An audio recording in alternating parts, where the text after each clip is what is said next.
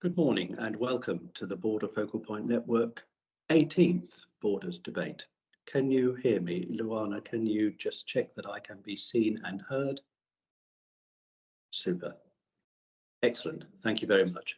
I'm Andrew Lansley with Associates, and we at LO are privileged and delighted to support DG REGIO and the Border Point Network.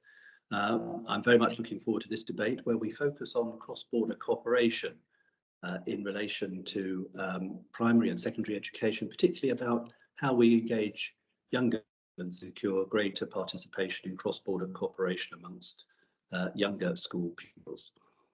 In today's debate, as colleagues will, I hope, remember from previous debates where they've joined us, we look for audience participation. Can I remind our audience that we will be having a panel discussion with some speakers and experts later. So do please use the chat function both to highlight any references and links and to put questions up for our speakers. We also look for audience participation through two polls where we take the views of our audience. Let me start the first of those now. The first poll is to look at what is important in cross-border cooperation, primary and secondary education. What is the importance there? Is it A, multilingualism and cultural enrichment? B, enhanced academic quality? C, EU citizenship awareness? D, harmonising educational standards for better job opportunities?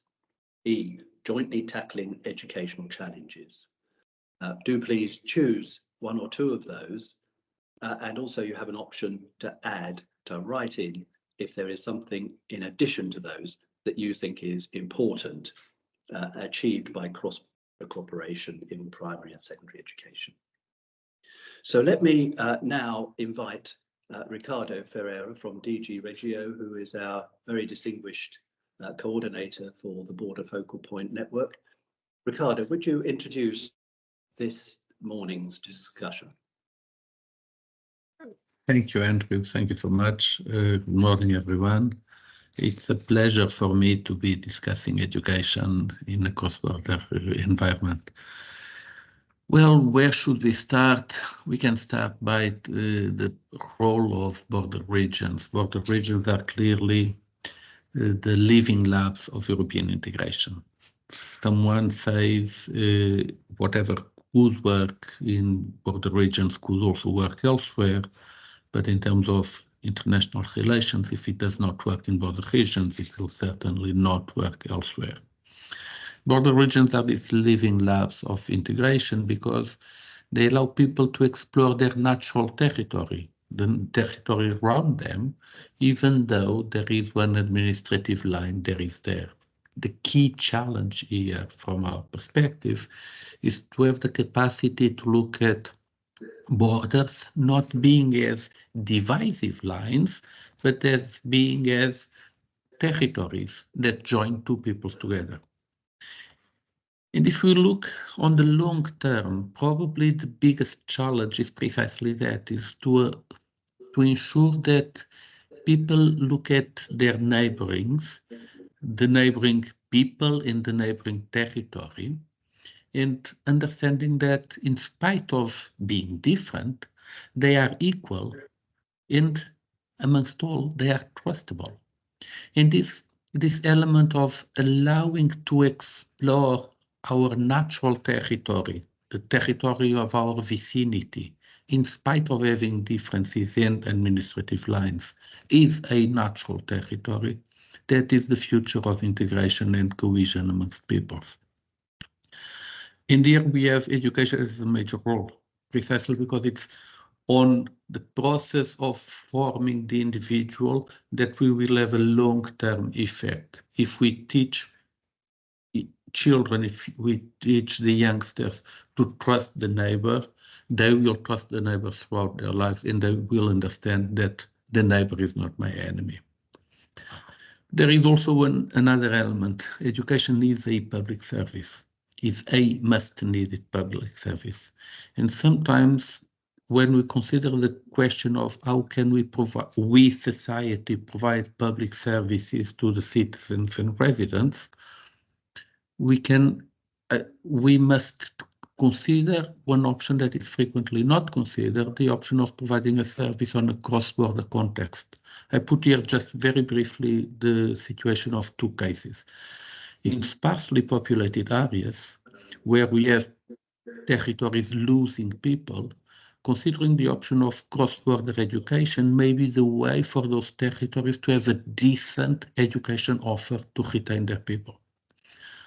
On the other extreme, in highly dense populated areas, where we have a big flow of cross-border commuters, this big flow comes with a different need for education. If I cross the border to work, I need to have solutions for the education of my children that may be on the other side of the border than the one I'm living in. And here, cross-border education is a very powerful tool. What do we want to do from the European Commission side with this support beyond funding is precisely this that we are doing with this breakfast debate, to share experiences, to share discussions, to allow for people to put in common challenges and solutions, trying to inspire different solutions that could be brought elsewhere. Thank you so much. It's a pleasure to be listening to the debate. Thank you. Ricardo, thank you so much. That was such an excellent description of the, in particular, the benefits of cross-border cooperation in education. I thought it's really powerful. Thank you very much. Before we hear from our first expert speaker, we're going to have the benefit of a video testimonial from one of our Youth for Cooperation cross-border ambassadors, Syria Paoloni. Those familiar with this will know that we've recently acquired 10 Youth for Cooperation ambassadors who will be the voice of young Europeans as part of the Border Focal Point Network, and we're delighted to have them contributing. So let us hear from Syria Paoloni.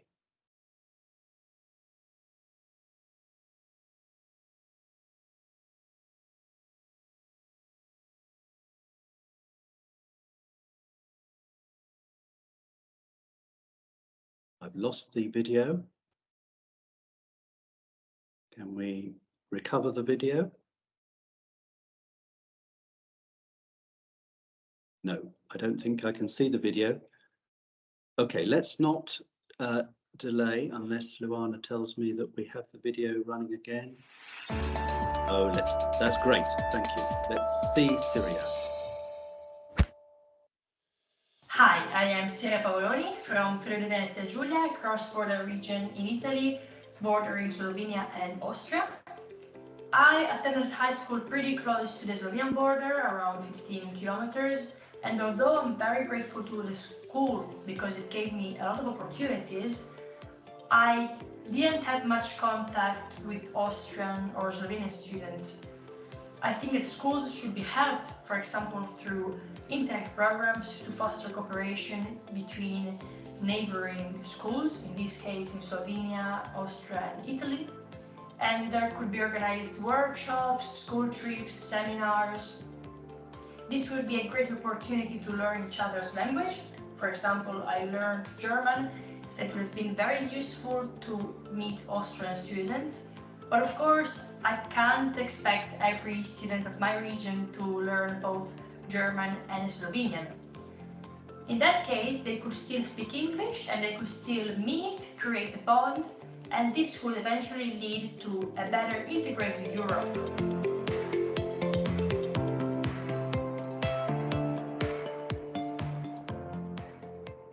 Well, thank you very much, Syria, and a practical testimonial there to the benefits of cross-border cooperation from one of our ambassadors.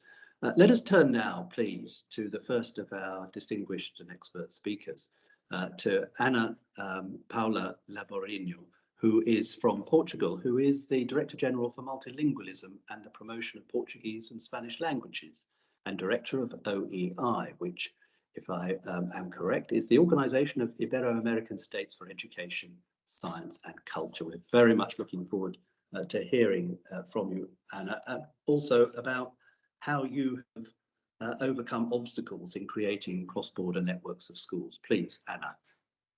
Thank you very much, Andrew. It's a pleasure to be here and to present our project. This is bilingual and intercultural border schools. And our aim is to have a network of multilingual and intercultural schools. But allow me to go back a little bit and to explain the importance of that to the two countries. First of all, we have the longest border in Europe. We have 1,200 kilometers, and during several centuries, but is also the oldest border in Europe. And during several centuries, we can say that for Portugal, Spain was a dense border. We are a country of immigration, and to reach France, we go through Europe. And also we have two dictatorships, and during this long period for Portugal, we commemorate now the 50 years of our democratic revolution. And during the period of the dictatorship, Portugal was closed in itself. So even we have this border and our neighbors, we are alone in our country. So we can say that to enter both countries in Europe has been very important. Till this moment, we work back to back. We didn't cooperate. So it was the beginning of a cooperation. And I think most important, the end of the borders has been very important. Nevertheless, we doesn't know very well each other. So as you see, this is a project with different partners. And from the side of Spain, we have 4 regions. And it has been, I can say, difficult to have what we call the mirror schools. So schools that work together. And this is the difference. This is from the beginning, from the students as around 8 years, since 8 years that we have this school. Please change the next slide. And we have in the next slide that doesn't appear till now. You have what is the goals of this project. The goals is, of course, to promote the skills in the official languages, but much more important is the intercultural competencies and favoring interdisciplinary and collaborative work. It's not easy, but we do believe that it will be very important to have dynamics and diversity curricular approaches that can more easier go from one side to the other. But the most important is really to discuss what is a border, what is the border, and to see that the border doesn't separate. The border can join and put together two cultures, two different cultures. What we do is to make the teacher training, our organization, and to promote this cooperation between the different schools. You will see in the next slide what we have now, and we want to increase much more this, but this began by some schools. We have this project. This project has 3 years. And more, now we have 4 regions of Spain. Galicia entered this year, but more and more we want to have more schools. It's important to say that those regions are the less developed of the two countries. So it's very important also for the population to have a project that can also contribute for the development, does not just to meet each other, but to prepare much more the young people for the future. And for ending my presentation, I have a small video to present to you. Thank you very much, and you will see our video of the children. Com os nossos colegas, nós ouvimos, nós entendemos e no final nós conhecemos pouco melhor. A nossa raia vivida aqui é pouquinho diferente da raia que se vê nos livros. Somos países vecinos, vivimos en una zona de la raya donde compartimos tantas cosas, cultura, tradición, casi la misma lengua. Entonces creo que es algo que debería fomentarse mucho más e derribar já de uma vez essa fronteira. E fomos trabalhando sempre online, mas de uma forma muito colaborativa e muito construtiva. O projeto que se iniciou nada, ou tem pouco a ver com o projeto que finalizamos agora em Ciudad Rodrigo. Saleiro, açucareiro, brasileira, panela de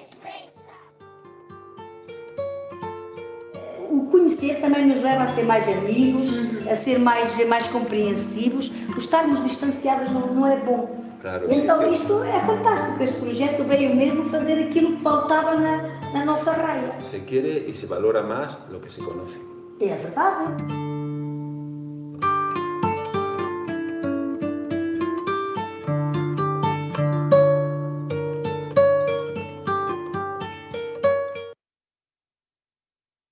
Anna, thank you very much indeed. There was some magnificent cooperation there, and those young people are clearly enjoying themselves terrifically. Anna, thank you very much. You'll stay with us and contribute, please, to our panel discussion a little later. While we're in video mode, we have a second video, an opportunity for us to hear from Emma Viardman, who is involved in the provision of cross-border nursery called Kita Salute. So please let us see the second video and the testimonial from our second video.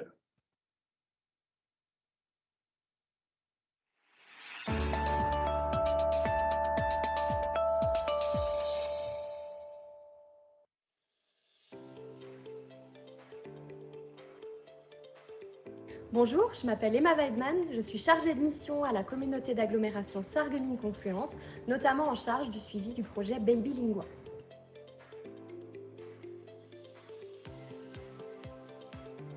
Notre territoire est un territoire transfrontalier, donc entre la France et l'Allemagne, sur lequel il n'y avait pas de structure d'accueil pour les enfants de 0 à 3 ans qui soient biculturels et bilingues. À ces facteurs-là, il faut bien sûr ajouter la volonté politique de nos élus de s'engager dans ce projet qui vise à ce que les enfants du territoire parlent la langue du voisin.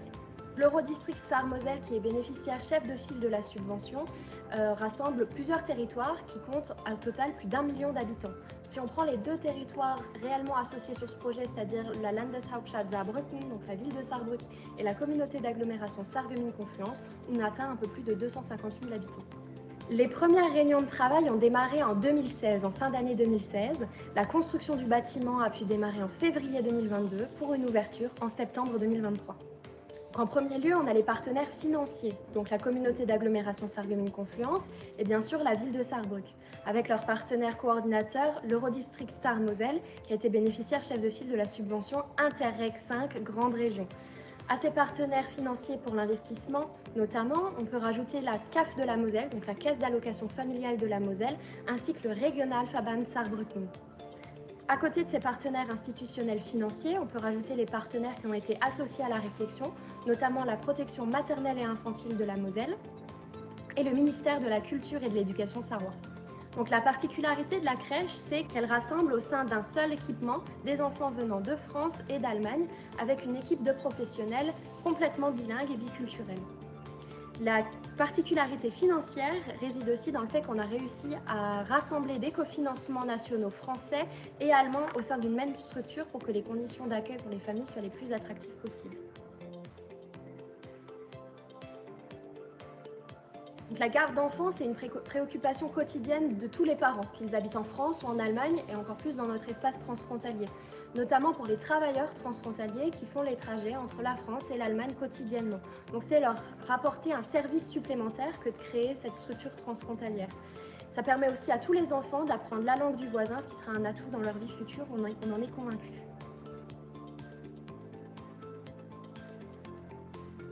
Donc en premier lieu, c'est que finalement l'éducation d'un enfant et son accueil ne diffèrent pas, quelle que soit la langue parlée ou sa nationalité. C'est toujours le bien-être de l'enfant qui prime, que les équipes soient françaises ou allemandes, donc ça a été un vrai enseignement pour nous. Il existe encore cependant de nombreux obstacles administratifs à lever pour que ces projets-là puissent se démultiplier le long de la région transfrontalière, notamment dans la perception de subventions françaises et allemandes sur des territoires voisins. Alors en théorie, bien sûr, c'est une expérimentation qui pourrait glisser des 0,3 aux 3,6 ans. Dans la pratique, c'est un peu plus délicat, notamment en raison du contexte législatif de l'obligation d'éducation et d'instruction dans les deux pays et dans le financement de ces places d'accueil. Donc à l'avenir, on souhaiterait que les possibilités d'expérimentation de part et d'autre de la frontière française et allemande soient plus souples pour nous permettre de trouver les dispositifs innovants, les solutions atypiques qui permettent l'émergence de ces beaux projets.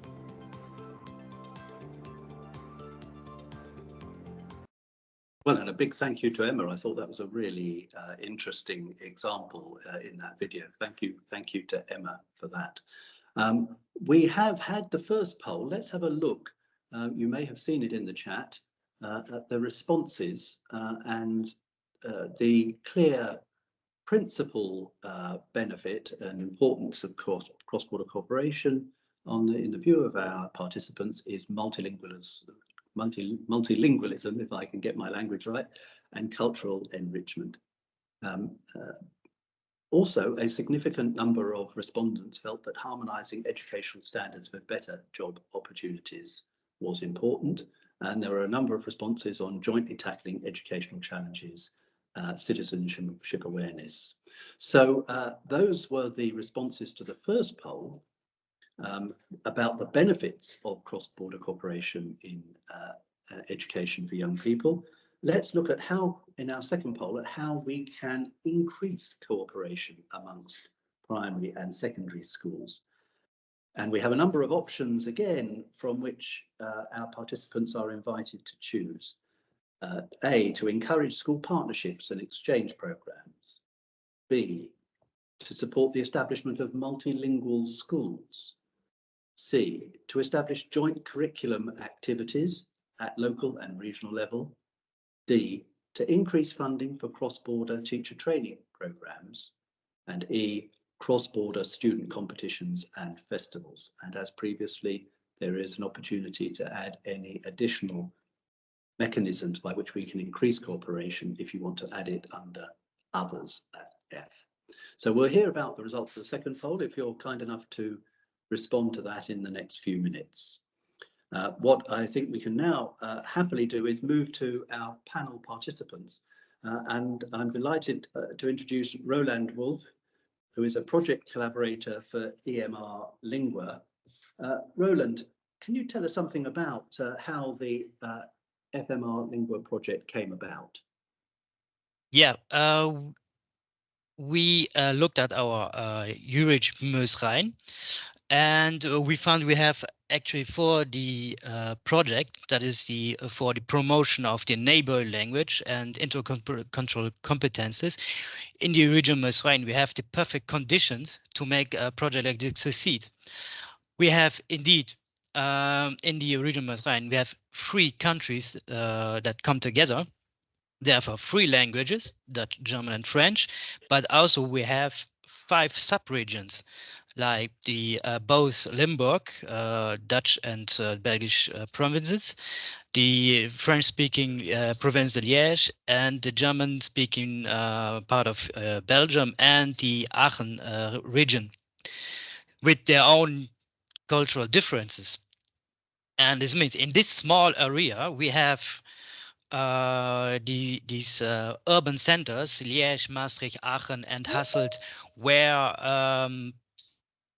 all these universities, higher school institution, and also the primary and secondary school are so concentrated in this small area that it would be perfect to build up a school network of schools, primary and secondary schools, to facilitate the exchanges and the school partnerships between these institutions, and to promote the languages of German, Dutch, and French in this area. That's why we make a point in our communication, outside communication, to never speak of foreign language, but of neighboring language, because this is about making contact and meet your neighbor, which is actually, if you see the area of the region Masrine, is only like 20 or 30 minutes away, and you're already in a different culture, not only in a different language, but also in a different culture. And that's what we are about. We are also now encouraging schools to meet other schools, to make projects together. And we have also this coordination center here in Eupen, because this is the most central part of the region Masrine. And then also to take off more the let's say the bureaucratic charge of the teachers, if they want to work with other schools and do make exchanges or visit museums in the other part of the region, so they can concentrate off their actual work. That means teaching the pupils the foreign languages, but also the different culture that's just almost next door. Roland, thank you very much indeed. And indeed, that was a very clear example of precisely the thing that so many of our participants are saying is important, that is multilingualism and cultural enrichment. Happily, your cultural enrichment is in one of the most culturally rich places in the world, frankly. So I should think there's a very great deal for all of your young people to draw upon. Thank you very much, Roland. Thank you. Let's turn, if we may, to our and introduce our additional panelist, third of our four panelists, Ivan Kuzolo, who is an expert on territorial cooperation and regional development, indeed a distinguished author of volumes on those subjects. Ivan, can you tell us something, please, about the regional conditions that led you in your area in the Tyrol to seek these solutions, perhaps look at particularly how some of the obstacles were able to be overcome? Good morning, everybody. Thank you, Andrew. Basically, as several of you probably know, the region that you mentioned, Tyrol, South Tyrol, Trentino region between Italy and Austria, has developed strong ties through cross-border cooperation. In the specific case of children and youth, local governments are really eager to promote opportunities for exchanges in schools and training institutions with activities that range from different topics, from sport, music. There is a specific youth orchestra at cross-border level, summer camps, etc., etc. However, while for the minors under 14 years old on the Austrian side, a simple signed declaration from a parent or a guardian is sufficient to let the children to cross the border unaccompanied. On the Italian side, the issue is more complicated, as the signed authorization by the parent or the guardian require additionally a validation from the police authority. Therefore, cross-border cooperation is somehow hindered in this for this aspect. Asked to investigate throughout the solution the case, some elements clearly came out. Of course, there are different legal and administrative systems governing this topic in Italy and Austria, and the obstacle is caused by the specific administrative requirement in the Italian legal framework. In this case, the administrative restrictions, which have been designed to apply on a national scale, do not take into account the particularities of every life in the border region. And this is something very common, not only in this topic, unfortunately. Okay, further analyze the administrative agreement between the various ministries responsible for this matter in Italy. This is called interministerial circular, aims to ensure consistency of the issuance of the declarations and the passport, and outlines the procedure to grant the permission to the children to cross the border and validate the authorization. The obstacle in this case is partly caused by the need to renew this declaration, to this accompanying declaration, and obtain police authorizations whenever the minor crosses the border, each single time the minor crosses the border, since the declaration is usually limited to one single trip outside the country, indicating the destination and with a maximum validity of 6 months. You understand that this is administratively quite substantial.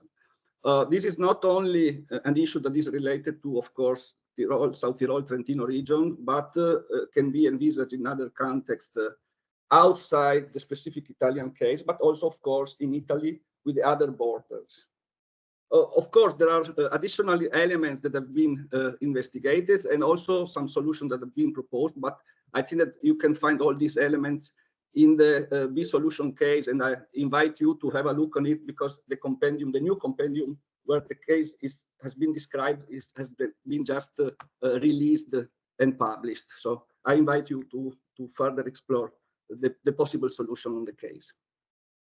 Ivan, just to put it, as they say, in a nutshell, have you been able to solve, using the B solutions as you describe, have you been able to solve the problem of securing continuing approval for the minors crossing borders in this way? Of course, some tentative solutions have been proposed. Of course, it starts from the most useful approach that would be to revise the law, but we know what does it mean in terms of time and constraints to revise a law. Additionally, of course, there can be some administrative solutions that are working at administrative level, therefore do not require the involvement of the parliament, so on and so forth. But if I may, I think that the most important thing that the B solution started to pave the way is to raise the political awareness of the problem, because this was somehow not even considered, and you know, we need political support to overcome these issues, and I think that with this solution we pave the way for this to happen. Ivan, thank you very much indeed. And you referenced the compendium of B solutions cases, and indeed on the chat I think you can see there is a link there, so for those who wish to look that up, that link is available. And can I just mention, I think Marianne in the chat has put up a very helpful reference there, so that those who are looking at the way in which the B solutions has assisted in relation to families seeking to enrol their children in neighbouring countries' schools can overcome their bureaucratic hurdles. That's a very interesting follow-up to what Roland was saying, very interesting examples. Let's, if I may, draw on the results of the second poll. We could put those up, and there's a number of significant responses here. So school partnerships and exchange programs is indeed, as I think we would expect, does enable one to increase cooperation and is an important aspect of how it is achieved. Establishment of multilingual schools, I think we might explore in the panel a bit more how that is being achieved, and that secures considerable support, as does establishing joint curriculum activities at a local and regional level.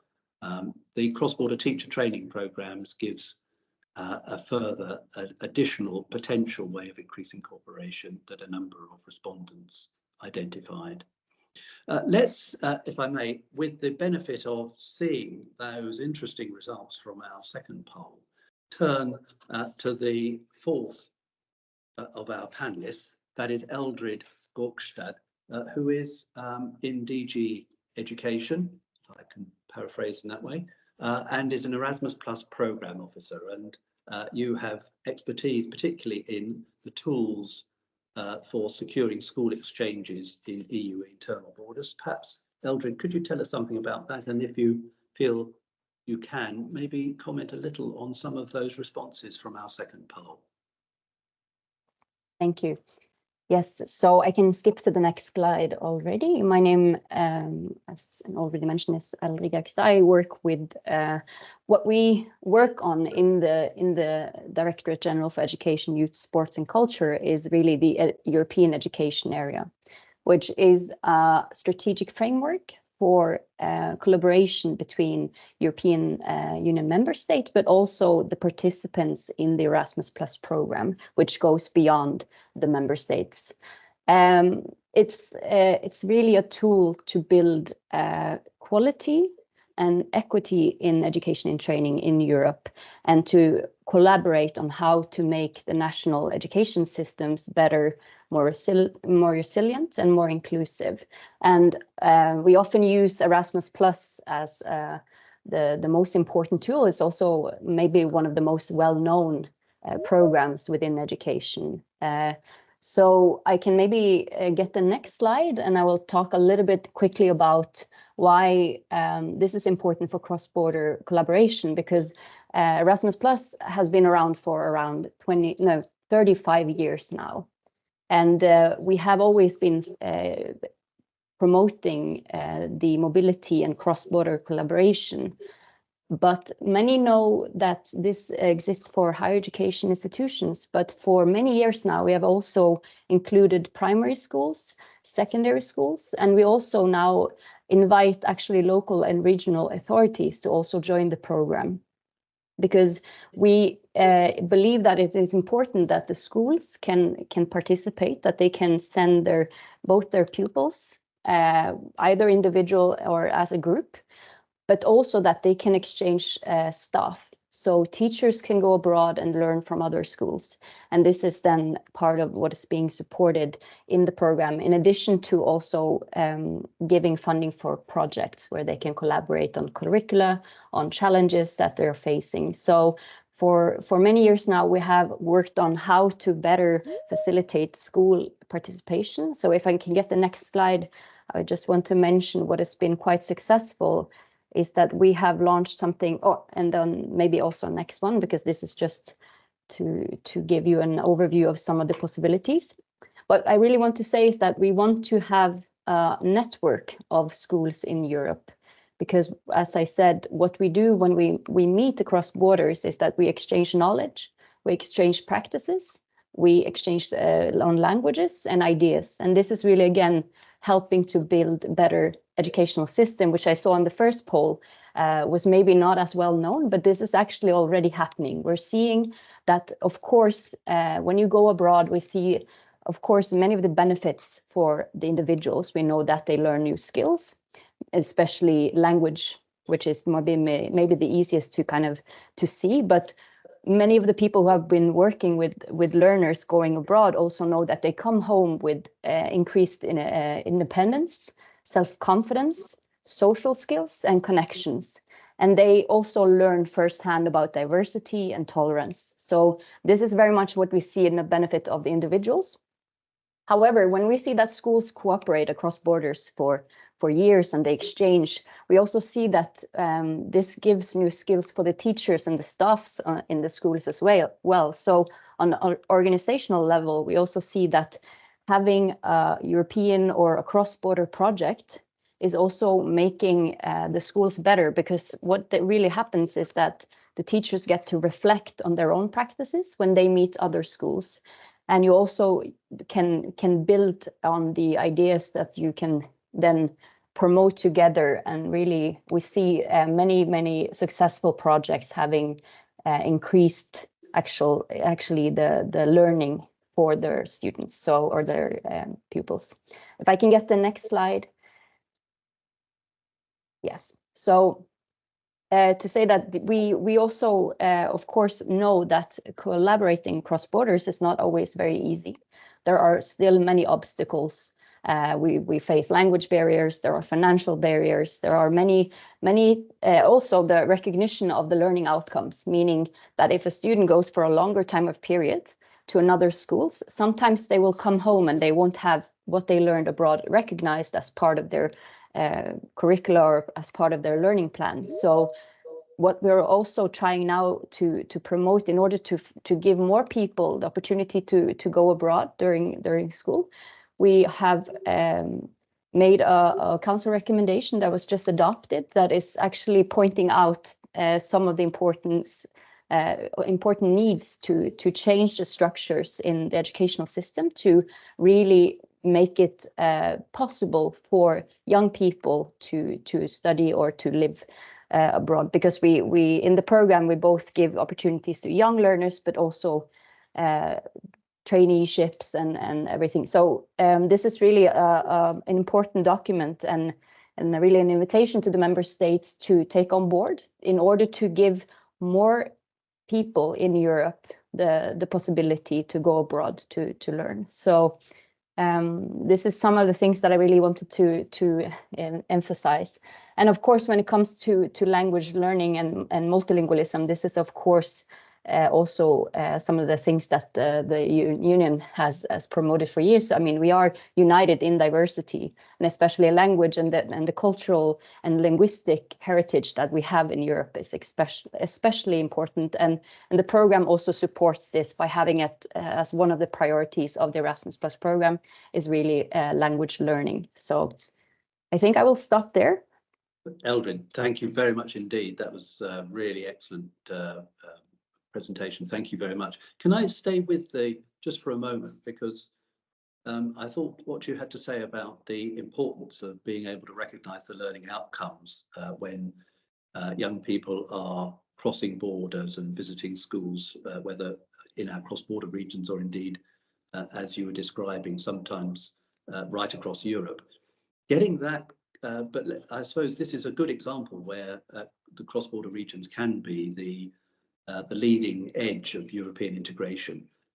Recognising what has been achieved in the learning outcome in a curriculum can be very difficult, because often what constitutes a qualification in one country is different from in another country, and it's very hard to incorporate things into the qualifications of that country. Are you seeing good examples of how the qualifications are becoming flexible to accommodate learning outcomes acquired in other countries? We see that this is a long process. It has been going on. You might have heard about the Bologna process in higher education. They are always a bit ahead of us. And you have now on a European level, you have the SITs. So you're getting to closer towards having, recognizable and countable education across borders there. In school education, we still see that there are many countries a bit still hesitant. It really comes down to having trust in different school system and believing that the pupil, when they go abroad, that you can agree upon what will be the learning outcome. What we recommend in the Erasmus Plus program is to have a so-called learning agreement before leaving. So the pupil and the schools, they sit down and they agree what should be the expected outcome when you go. And when they come back, this should then be recognized as, something that you can just put into your learning plan in your own school and continue without having to, be almost punished. Some teachers still will force some of the pupils to redo some of the exams and some of the things that they missed. And this here, I think we really need to have a change of mindset.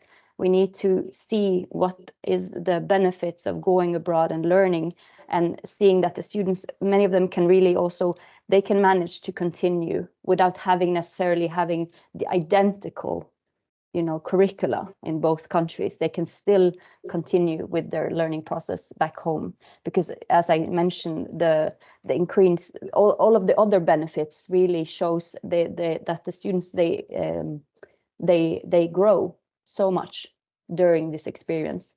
But we see that the member states still need to collaborate more on this, on the recognition issues, and to make it more, the signals have to come above to say that the schools should indeed try to facilitate this recognizing of the outcomes. Yes. Very good. Thank you very much. I wondered, with that sense of sending signals to the authorities and then getting signals back, I was interested, Anna, in what you were saying earlier about the how you were achieving progress along the border, and that you had secured agreement in Galicia more recently. So how is it working in the process of bringing some of these regional authorities together? Are they all collaborating equally, or is it very much dependent upon the political will in particular places? Thank you, Andrew. Just to tell you that we began exactly during the pandemic. So we have to move from an approach that was presential to an approach, a virtual approach for training the teachers. Of course, also the changes of the political changes has some impact in the program, because we always have to wait for the approval of the new governments to go on. But our experience is with all the difficulties, the people want so much to work together.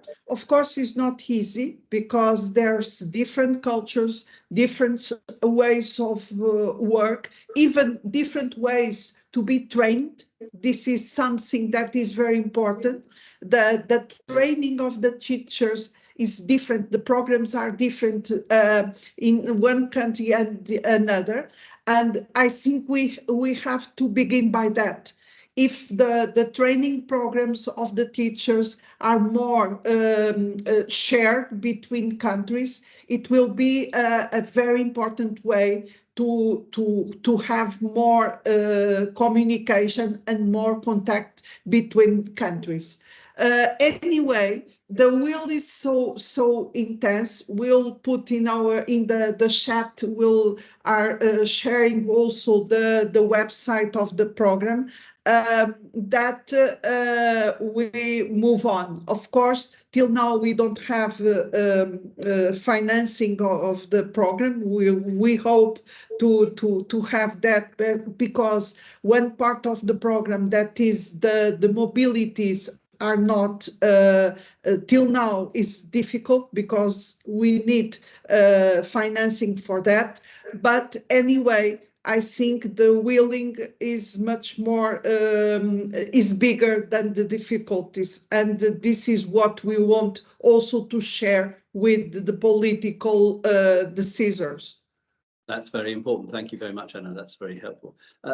Ivan, could I come to you, if I may? Do you recall in Emma's video testimonial, she described very well how different financing was brought together, not only for the capital project to build the nursery school, but also in terms of supporting parents who are putting their very young children into the nursery school, because there are different financial systems in the countries involved.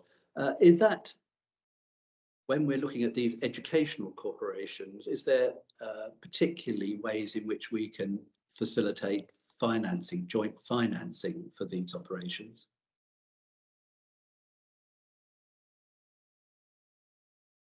Ivan, were you able to hear me? You're mute at the moment.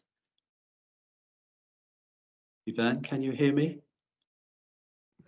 Yeah, sorry, I had a problem with the line. Can you just repeat the question? Yes, sorry. I was just recalling what Emma was saying in the video testimonial about the ability to bring financing together for the capital project, but also financing for the childcare in different countries is often very different. All the criteria and the amounts and so on will be different. Are you finding that actually it is the cross-border school corporation is able to access the funding streams, or is that an obstacle? In general, I think that the situation is a bit improving, also by the fact that there are also, if I see also in the involvement of the different programming periods, there is a increased sensibility toward these topics also by the different Interreg programs. While there was, I think that especially if I consider up to the programming period 2014, 2020, and especially now also after the pandemic, I think that the topic does matter a lot, and also in the setting up of the program strategies of the different Interreg program strategies. Now we have definitely much more options to support this kind of cross-border cooperation. In my understanding, I think that there is an evolution in this sense, and there are more opportunities rather than in the past. That's great. Thank you very much. Roland, can I ask you? You can see in our second poll, quite a number of our respondents felt that the establishment of multilingual schools was a particular potential way of encouraging cooperation. Can you just remind us about how in your programs you are dealing with that? Are you actually creating multilingual schools, or are you looking for all schools to operate across languages? What we do is we contact first per mail and personally the schools in our region, in the region Rhein, and ask what are the state of the language classes are in their schools.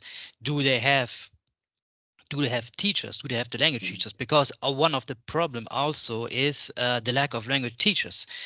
That schools have often problems to find either for French, German, for any language, foreign language they will give. They have difficult to find teachers, and this is then our work then to check at the higher school institutions or at the universities where teacher formation is given for especially language teachers, and to ask, are you interested to work or even have a internship for this, to do an internship in this school across the border.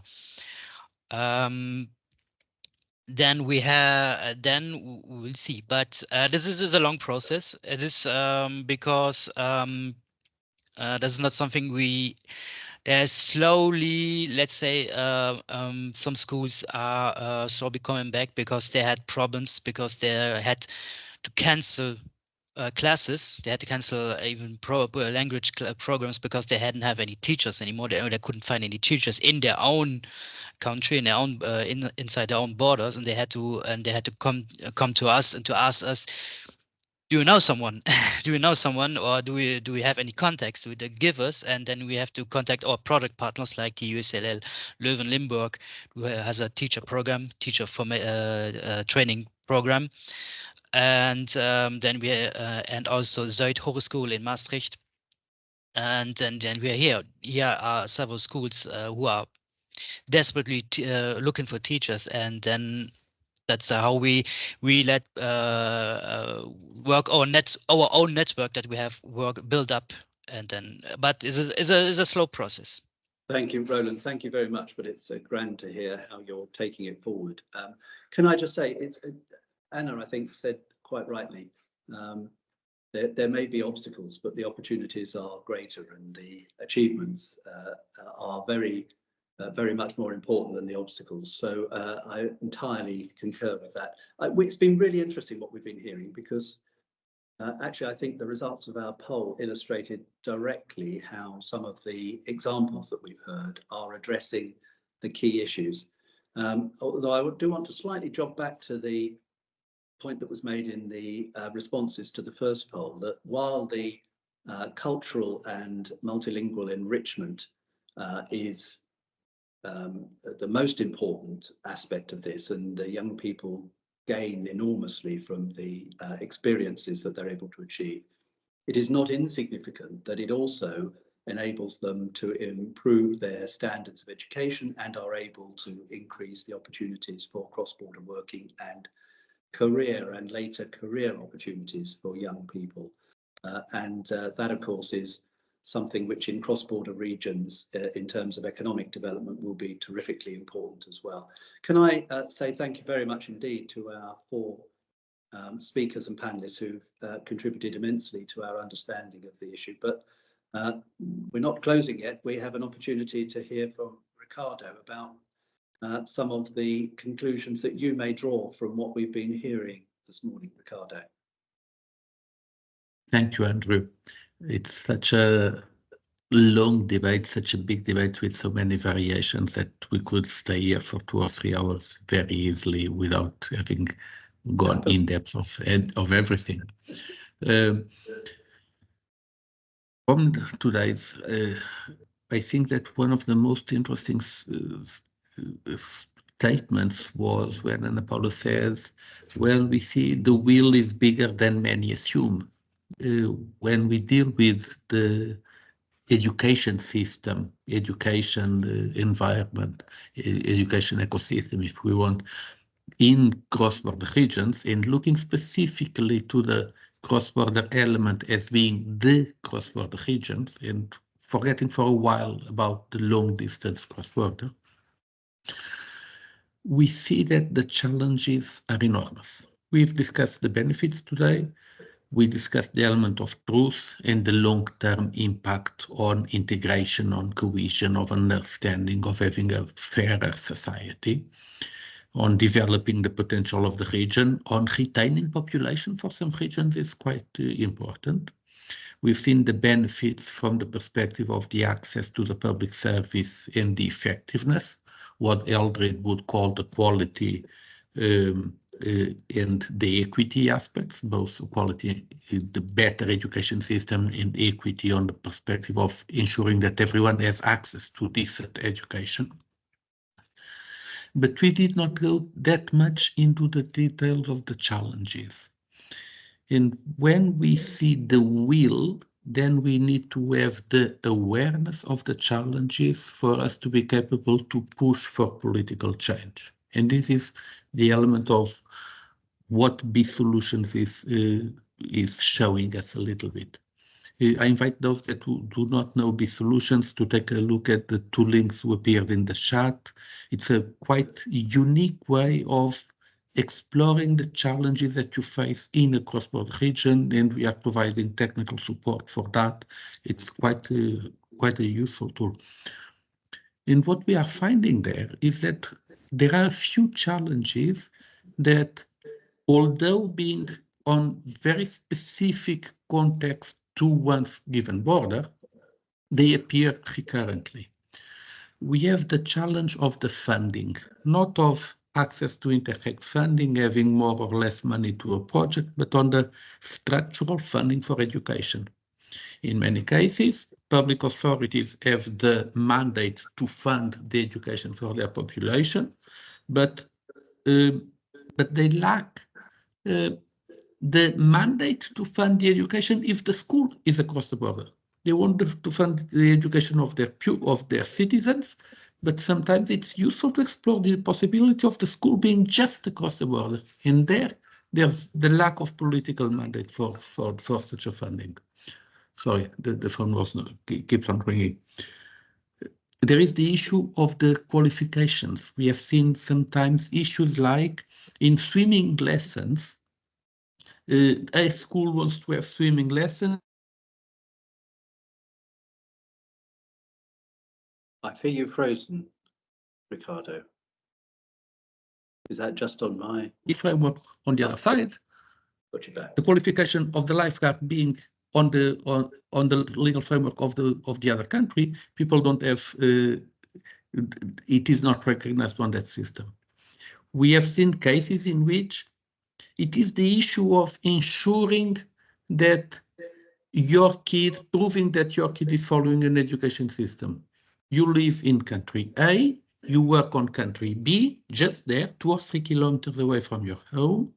You enroll your child on a school just across the border, but your national system requires that you prove that he or she is following an education system. And your national system puts in question the validity of the school just across the border. All these challenges are appearing with B Solutions. I think that one of the most interesting elements we are doing is raising awareness of them so that we can prove that they exist, push for political change at local, national, regional, European level, so that we can lead to better education, to better equity and quality of education for all. One last invitation. There is this plethora of information coming from the solutions. I advise taking a look at it, apply for it in your specific cases of your specific borders, and keep on continuing following what we're doing here with the Border Focal Point Breakfast. Thank you so much. Super, thank you very much, Ricardo. And can I just reinforce that, your latter point, in that on the chat, a number of our participants are putting up some really useful points, including links. For example, Marianne has put one up about the financing cross-border pupils education on the Haute-Garonne Pyrenees region, the French-Spanish border region there. But others are quite rightly remarking on some of the difficulties. For example, Mitya saying that Slovenia doesn't recognise the professional education programmes in the Venezia region over the border. But there's a reference also to the Escolas de Frontera project between Portugal and Spain, and a number of references to the relationship of funding even between Länder in Germany, never mind between countries, and the restrictions on financing. But all of those are in the context of some of the projects that are included in the B Solutions compendium. So these are obstacles and difficulties, but also we are seeing how people are finding solutions. So that's really great to see. Coming to the end, unfortunately, time is against us, even though there is much more to learn and to discuss. But I'm very delighted to say a big thank you to all of our participants, to Ricardo and to Anna, to Roland, to Ivan and to Eldrid. Thank you all very much indeed, and thank you to all our participants for all of your participation, contributions and views that we've taken on board. Can I remind you that we are to meet again on the 20th of June, where we will be looking at cross-border transport. I much look forward to that. I thought this has been a fascinating discussion. I've learned a great deal. I hope it does promote exactly that kind of opportunity for our young people that we all so much wish to see. Thank you very much indeed for your attendance this morning. It's been a delight to have you here, and do have a very good day ahead. Thank you very much.